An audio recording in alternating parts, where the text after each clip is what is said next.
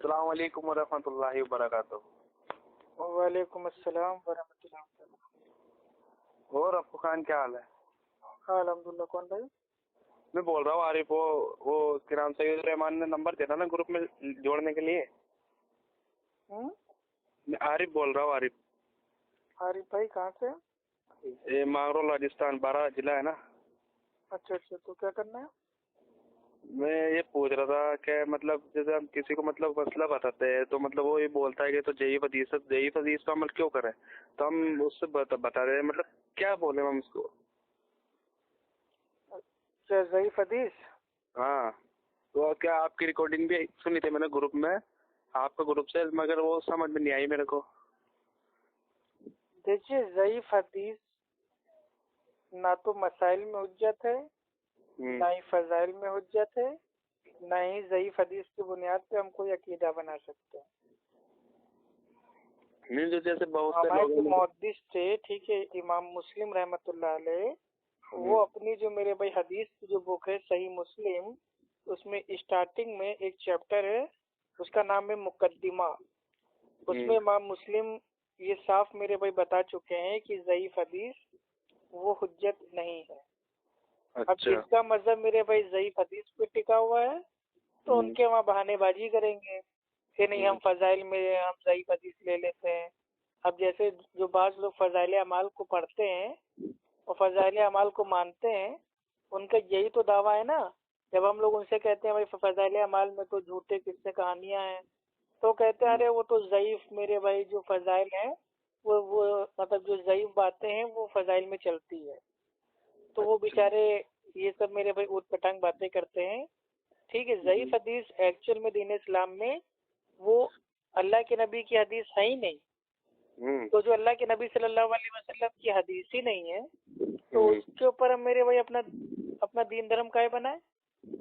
ہاں، ضعیف حدیث پہ کون سی کنڈیشن میں عمل ہوگا یہ بھی آپ کو بتا دیتے ہیں، آدھی ادھوری بات بھائی اپنے کو نہیں بتانا ہے۔ اگر کوئی امام ہے، امام کا قول آ جائے اور ایک آ جائے میرے بھائی ضعیف حدیث، تو پھر امام کے قول کو میرے بھائی چھوڑ کے اس ضعیف حدیث پہ میرے بھائی ترجیح دی جائے گی، وہ بھی اس صورت میں اگر صحیح حدیث موجود نہ ہو۔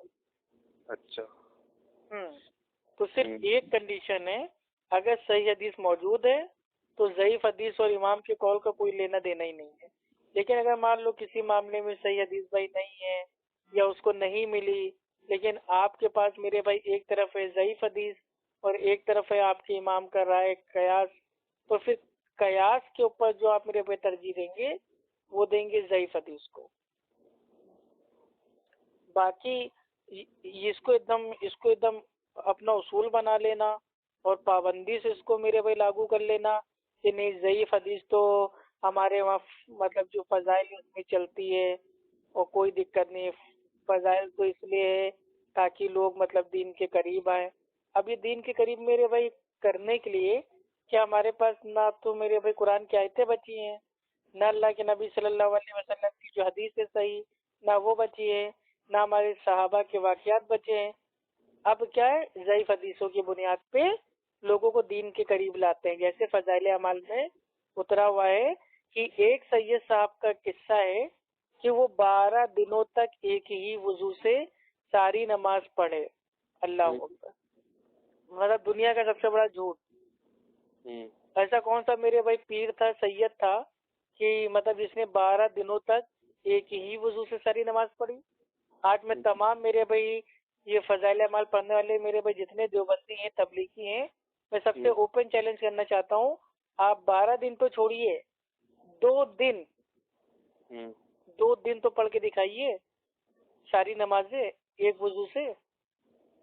آپ سوچ رہے ہیں 12 دن تک وہ جو سید صاحب تھے نہ وہ پیشاب کرنے گئے، نہ پیخانہ کرنے گئے، نہ ان کی ہوا خارج ہوئی، نہ ہی وہ سوئے، کیونکہ سونے سے بھی ٹوٹ جاتا ہے وضو۔ اب بتائیے اتنا بڑا کمال۔ اب جب ان کو ٹوکو کہ بھیا یہ سب جھوٹی باتیں کہاں سے لائے ہو، یہ کون سید صاحب تھے، یہ کہاں پیدا ہوئے، کب پیدا ہوئے، ان کی کنیت کیا تھی، یہ میرے بھائی کیسے تھے، یہ میرے بھائی اچھے تھے، کذاب تھے، یا میرے بھائی سکھا تھے، یہ کون تھے، بس ایک سید صاحب کا نام اتار کے اپنی اول جلول باتوں کو میرے بھائی چھاپ دیا. یہ کون تھے میرے بھائی سید صاحب؟ ان کا کوئی اتا پتہ نہیں. بس کیا ہے، ارے فضائل میں میرے بھائی ضعیف باتیں بول سکتے ہیں. تو ضعیف باتیں کیوں بول سکتے ہیں فضائل میں؟ اگر آپ کو نماز کے قریب کسی کو لانا ہے تو صحیح حدیث پیش کیجئے نا. اللہ کے نبی صلی اللہ علیہ وسلم نے فرمایا، مسلم شریف کی حدیث ہے اور حدیث کا نمبر ہے 246، کہ ایمان اور کفر کے بیچ میں جو آڑ ہے وہ نماز ہے. تو یہ اہمیت ہے نماز کی کہ اگر کسی نے نماز چھوڑا تو اس نے کفر کیا. تو یہ سب فضائل بتائیے نا جو صحیح حدیث سے ثابت ہے کہ آپ نماز پڑھو گے تو جنت میں آپ کو یہ باغ ملے گا، آپ نماز چھوڑ دو گے تو یہ عذاب ہوگا. تو جو باتیں میرے بھائی قرآن حدیث میں آئی ہے وہ بتائیے. اللہ سبحانہ و تعالیٰ فرماتا ہے قرآن میں کہ لالت ہو، ہلاکت ہو، بربادی ہو، برائی ہو نمازیوں پہ، ایسے نمازی جو کبھی نماز پڑھتے ہیں کبھی چھوڑ دیتے ہیں. تو یہ سب ان کو بتائیے تاکہ ان کے دل پہ میرے بھائی تھوڑا بات پہنچے کہ ہاں بھیا بات میرے بھائی اللہ سبحانہ و تعالیٰ کی ہے، بات اللہ کے نبی کی ہے. ساری دنیا جھوٹی ہو سکتی ہے لیکن اللہ سبحانہ و تعالیٰ اور میرے پیارے نبی محمد صلی اللہ علیہ وسلم یہ جھوٹے نہیں ہو سکتے. یہ پکے سچے تھے، ایک بھی چیز جھوٹ نہیں ہے.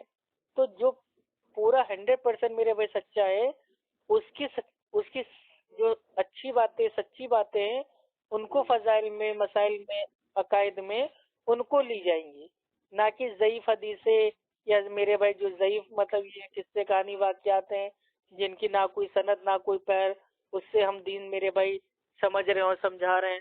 تو یہ تو غلط ہے نا. آپ بتاؤ بھائی، اگر ہم غلط کہہ رہے ہیں تو آپ بتاؤ. جی